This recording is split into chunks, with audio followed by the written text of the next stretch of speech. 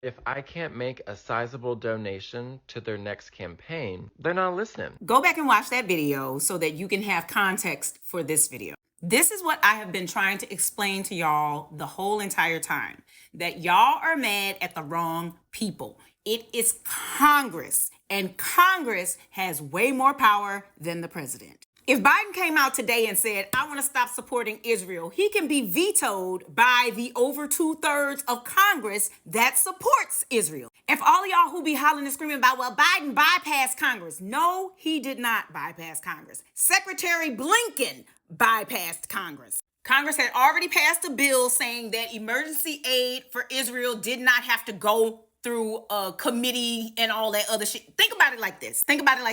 If you gave your kid your credit card and said, here, go get something to eat, don't spend over $20. And your kid takes that credit card and instead of going to the grocery store for vegetables or to a fast food restaurant for real food, they go to the candy store and buy $20 worth of candy. They didn't have to call you and say, oh, can I go to the candy store instead of a fast food restaurant or instead of the grocery store? They just took their ass to the candy store, but they stayed within your $20 limit. All they doing is getting themselves something to eat. In this example, Blinken is the kid and Congress is the parent. And Biden is just the fucking cashier at the store. And again, because the majority of our Congress supports Israel, there were no red flags going up. Nobody's calling for a hearing, etc., etc. So that is how that shit happened. But if we had more progressive people in the House and more progressive people in the Senate, somebody would have rung the alarm on that shit and said, hold up. We need to have some review over this. And this is why I keep telling y'all, the midterms is where you need to start focusing your attention and your anger. I made a video a while ago where I said, if you were at a job and your boss never checked in on you, never gave you any kind of reprimand, would you do the job to your boss's specifications? The answer is hell fucking no, you wouldn't, because why do what your boss wants you to do if your boss is never going to come and check you on it? That is what our Congress has been doing forever. And that is also why our Congress is more beholden to the lobbyists that pay them than they are to the voters, because the voters do not show up at the midterms to fire them. And that's why it's crazy to me that all of y'all who be hollering about you hate the two-party system, you're not doing what you need to do to get rid of it. I actually have a theory on how we could get rid of this shit, but you're not gonna like it, because one, it's gonna take at least 10 years, and I know I done lost half of y'all right there. It's gonna take at least 10 years for us to reshape our government, right? But y'all want microwave solutions to a centuries-old problem, and so that's just not how life works, baby, but it is what it is. So those of you who don't want to listen no more, bye. Two, it's going to take a strategy and a commitment from people who don't mind doing hard things. And a lot of y'all don't want to do hard things, especially when it comes to our legislature, because half of y'all don't even want to learn how the shit actually works. Y'all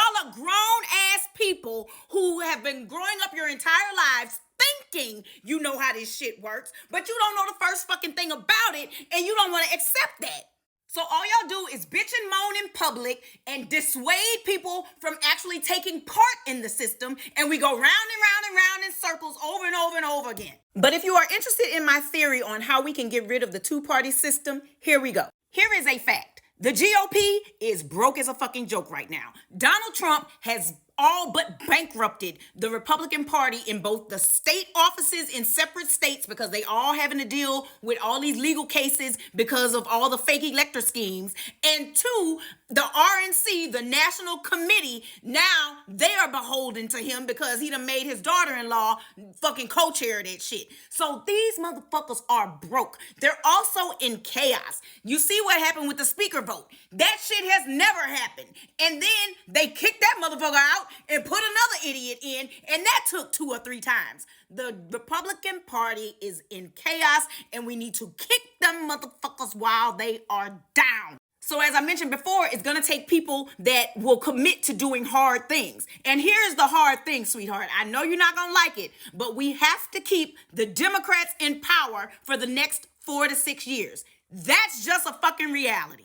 If the GOP wins the executive branch and one chamber of the legislative branch, they are going to change the rules of how our legislature runs, and they already own the judicial branch with those 6 conservative judges. So it is going to become the law of our land for at least a generation or 2. So that means your kids and your kids' kids will be under authoritarian rule. Your everyday life is going to suck too, because if the GOP gets the executive branch is the one who appoints all those cabinet positions, right? So that's why in the headlines, it does not say that Biden bypassed Congress. It says Biden administration, because it was Secretary Blinken.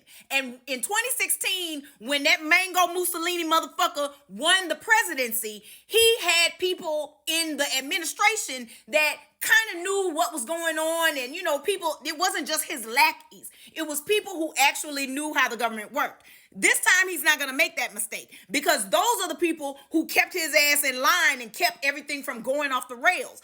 If a GOP representative wins in 2024, if it's Trump or anybody else, they are going to appoint people into these cabinet positions that affect your daily life. The Secretary of Housing, the Secretary of Education, the Secretary of Employment. Listen, it is going to get bad for you, very fucking bad for you, because of who he's going to put in those positions. And also, again, they're going to make this shit the law of the land for generations. Now, I ain't Katie Porter, but I got a little bitty whiteboard, bitch. Hold on a second. Okay,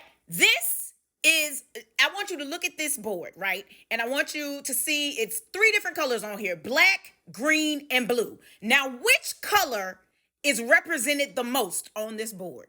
I'm not finna sit here like Dora the motherfucking Explorer with you. It's green, right? Green represents House and Senate, the legislative branch. Do you see how many times the House and Senate is up for re-election? Every time, right? Every 2 years, the House is up for re-election. Every 6 years, the Senate is up for re-election. But because 6 is an even number, usually somebody's Senate term is also coming to an end every time we have a midterm election. Now listen, if we keep the Democrats in power in 2024, 2026, and elect a Democratic president in 2028, and we also give them the House and Senate they need to pass the things that are on their platforms, by 2028, the fucking Republican Party should be donezo. Again, this is my theory. I don't know if this is going to work. You don't know if a theory is going to work until you test that shit out. So what we need to do is to keep the GOP out of power until 2028. So we need to put the Democrat president in power and give him a majority in the House and Senate in 2024, then come back in 2026, keep that majority in the House and Senate, and then elect another Democratic president for 2028 and give them the House and Senate to do what they need to do. Because if you let the GOP come in here in the middle, they are going to stall this president out and not get anything accomplished. And then we're going to be going around and around again about what party's ineffective and all this other bullshit. Y'all have to vote in the midterms. The highest midterm turnout we have ever had in our lifetimes was in 2018. It was 49%, less than 50%. And in 2022, y'all ignorant motherfuckers had the nerve to make it go back down to 46. I will never understand this shit. Yes, I do understand. Y'all don't understand how the system works, so you don't do what you need to do.